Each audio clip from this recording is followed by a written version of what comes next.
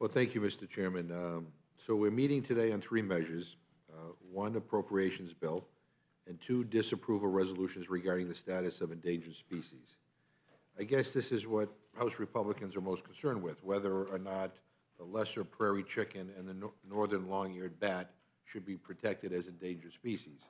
Don't get me wrong, I believe we should be protecting these animals, not reversing their endangered status. But we are 2 months away from the end of the fiscal year and a possible government shutdown, and we are talking about the lesser prairie chicken and the northern long-eared bat. I mean, really? Not only is there a problem of priorities here, Mr. Chairman, but I also have to say we had a deal. Democrats and Republicans had a deal, and now Republicans are backtracking. In May, we almost defaulted on the debt because the House Freedom Caucus threw a temper tantrum about paying our bills. And while they were out here acting like children, President Biden and Speaker McCarthy struck a bipartisan agreement to avoid default.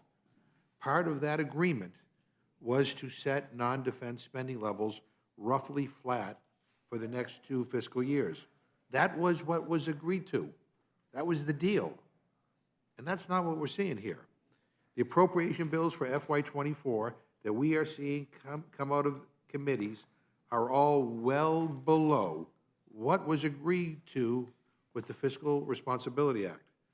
So I guess my question is, how are we supposed to negotiate in good faith with Republicans moving forward when Republicans are not able to hold up their end of the bargain? H.R. 4366 is the first and only appropriations bill to be brought before the Rules Committee this year. And frankly, it's a complete partisan mess. It has extreme policy riders that have turned what could have been a good bipartisan bill into yet another MAGA wish list. Less money for military family housing, failing to address the VA infrastructure backlog, shortchanging PFAS remediation and cleanup, eliminated dedicated climate and military-based resiliency efforts, and this one is just crazy because Republicans now think it's woke to protect our military bases from the extreme weather caused by climate change.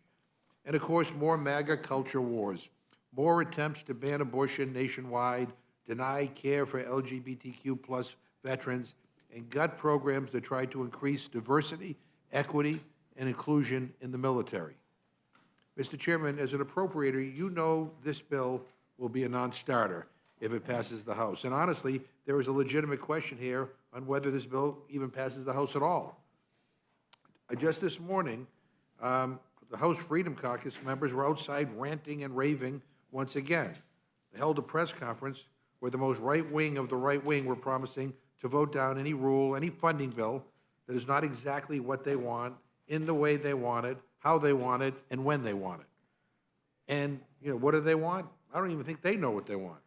Up until now, all we've heard is how omnibuses and minibuses that package spending bills together are not the appropriate way to do things. I've heard that over and over and over from my friends on the other side of the aisle. Now we're hearing that the Freedom Caucus is more than okay with packaging the bills up and possibly even doing a continuing resolution to keep the lights on until the Republican conference can get its act together. Democrats were criticized last year by Republicans when we entered the August work period, having passed 6 out of the 12 funding bills. Republicans kept on saying we should have passed them all.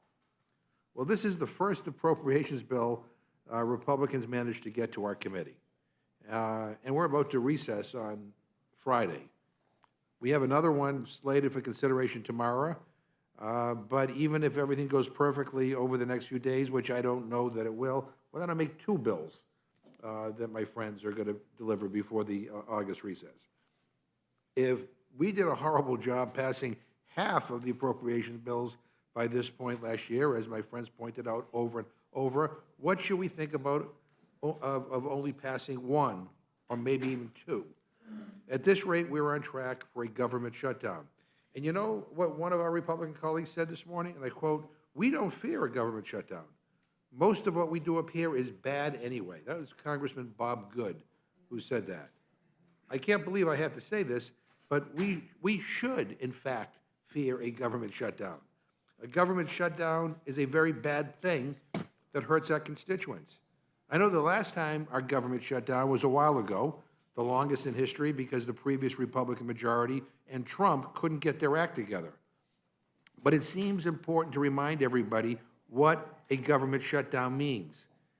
In addition to demonstrating the dysfunction of Congress, it means anybody who requires assistance with their benefits won't get the help that they need. Applicants for Social Security and Medicare get turned away. Environmental and food inspections slow to a crawl.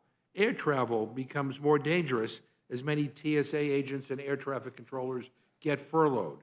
It hurts our seniors. It hurts our veterans. It hurts people back at home. And the last shutdown cost our economy billions of dollars. But that's what we're facing if Republicans don't start taking this process seriously and get these bills done in a way that can earn the president's signature.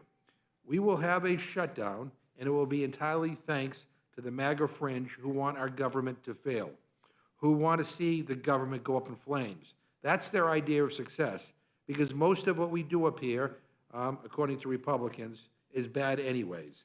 With that, Mr. Chairman, I yield back my time. Without objection, any prepared statements that our witnesses may have will be included in the record.